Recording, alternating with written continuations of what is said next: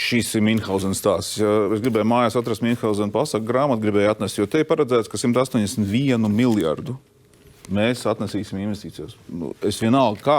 Es izreikināju, ka Latvijas ekonomiskais dziļums ir, uzņēmuma kreditēšanā mēs varam, cik vispār palielināt, ir 2 miljardi, nekustamā īpašumā 3 līdz 5 miljardi, valsts kapitāla sabiedrības biržā vēl 3 miljardi. Tie ir 10 miljardi, ko mūsu ekonomika šobrīd varētu absorbēt dotajā mirklī.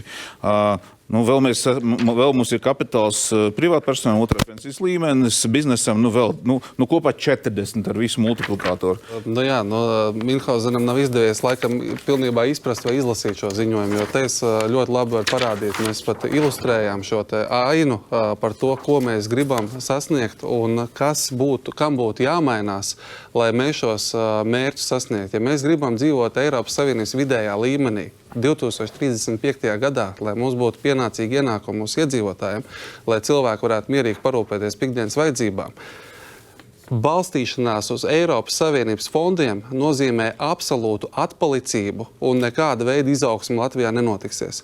Un tā ir bijusi viena no lielākajām problēmām. Tas, ko mēs parādām to, ja tu gribi pacelt to izaugsmes vektoru, tad šim vektoram jābūt ir ar mērķi 175 miljardi. Tas ir tas, kam jāpiesaista. Ko Kulberkungs saka par Minhauseniskiem plāniem?